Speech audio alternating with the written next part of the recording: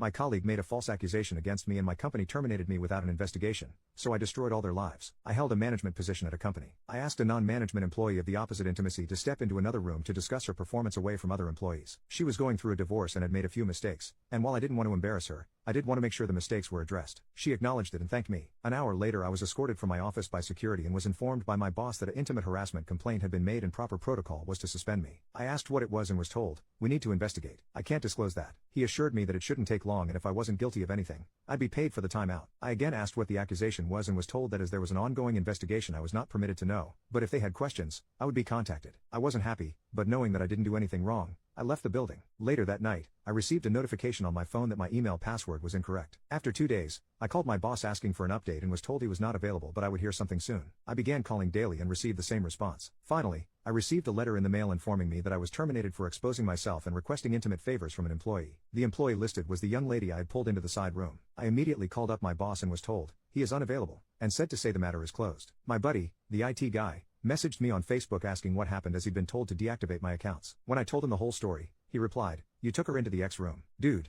there's a security camera in there. We keep Y in there, so we always have the camera on." Sure enough, he pulls the footage and there I am, holding a pile of papers, pointing to them, and keeping my pants on the whole time. I left a message from my boss that the alleged incident occurred in a room with surveillance and that I would be contacting an attorney and subpoenaing the video record. I received a call back 15 minutes later asking me to please participate in a phone conference with him and HR. The conference went as expected. They didn't realize it had occurred in a room with surveillance. They have a zero tolerance policy that they have to enforce. You can't be too careful in this day and age, and they regret that this didn't come to light sooner. They've already replaced me, and as it wouldn't be fair to terminate my replacement as she's done nothing wrong, they don't have a job to offer me back. However, as a gesture of goodwill, they're going to pay me through my suspension, change my file so it reads that I voluntarily resigned, and provide me with a good reference. I replied that wasn't acceptable. They made a false accusation against me, withheld vital information that I could have easily refuted, refused to take my calls, and completely failed in their own investigation by not checking video footage that would have immediately exonerated me. They asked what I thought would be fair. I told them they could immediately terminate the employee who made the accusation and either give me my job back or pay me 1 year's salary in addition to what was offered. My boss said that he could not discuss another employee with me and that neither of those options are feasible. The only options I have are what he already offered. I replied that the options I gave were the only way I was not going to sue the company along with the employee. My boss replied that I signed an agreement when I was first hired saying I would take all disputes through arbitration and that I waived my right to sue the company. I do not remember signing the agreement,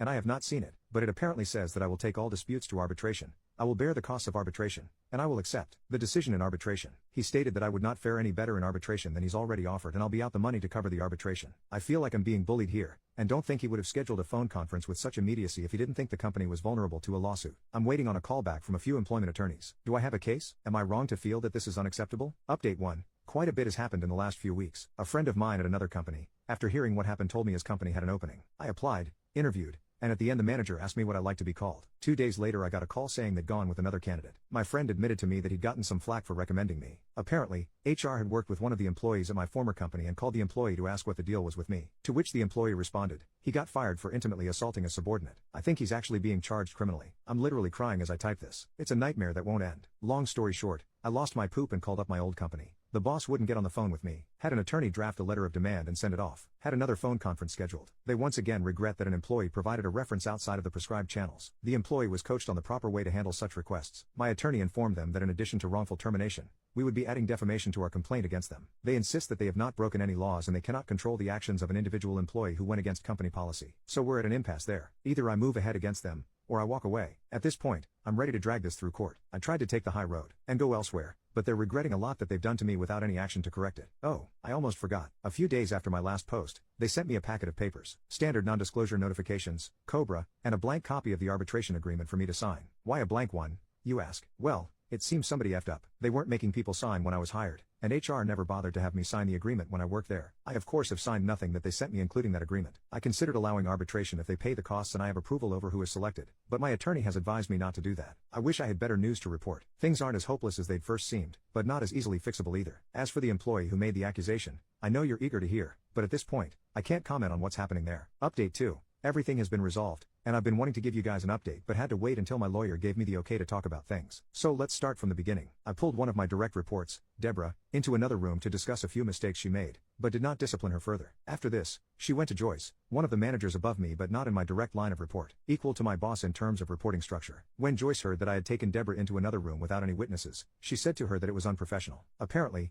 her exact words were, "You know, you could accuse him of being inappropriate with you, and I would have no choice but to believe you. This was repeated several times, with a strong emphasis on no choice. Joyce then asked Deborah if I had been inappropriate with her, saying, "It will only happen again if you don't speak up now. If you do now, we can take action." Taking the not at all subtle hint from Joyce, Deborah accused me of exposing myself to her, and I was placed on leave pending an investigation. Joyce immediately sent out an email that nobody besides the secretary was to speak with me without an attorney present, and told the IT guy, Paul, to deactivate my access. James, my boss, had a resume from Terry, an employee in Joyce's department, applying for my job before the close of business that day, and she was hired. Paul and I talked, and he provided me with a video proving my innocence. The company continued to stonewall me and refused to talk to me. When they did, they attempted to push me into arbitration and to retroactively sign an arbitration agreement. I cut my losses, took another job, and was ready to move on. Sandy, an employee in Joyce's department, broke protocol, talked to HR at the new company, and told them I had intimately assaulted a subordinate, which cost me the job. So that brings us up to date. My attorney and I launched a civil suit against the company and Deborah. Bet you're wondering how I know the above. Well,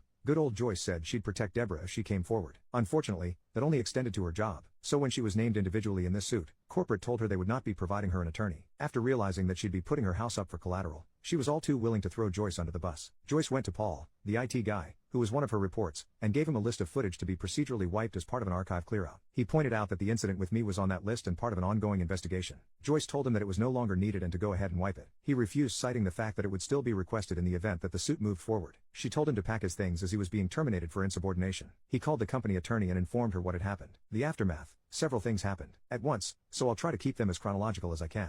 Deborah's attorney contacted mine stating that, conditional on me dropping the suit, she would admit that she lied and explain what went on behind the scenes. Dana, the company attorney, got the call from my attorney with the details from Deborah shortly after she finished talking with Paul about him being terminated for refusing to destroy evidence. Deborah and Joyce were terminated for cause that day. Paul was told that his job was safe. My attorney received a call, and it was made clear that the company didn't want this to go any further and wanted to talk settlement. I won't go into all of the details, but what I can say is I was offered my job back with a very fair increase. I received back pay from the date of suspension, and a public apology was offered from the very top. Terry is now working in Joyce's old position. She's incredibly cool about things and felt horrified when she found out what happened. James and I are good now, and he has personally apologized for not sticking up for me.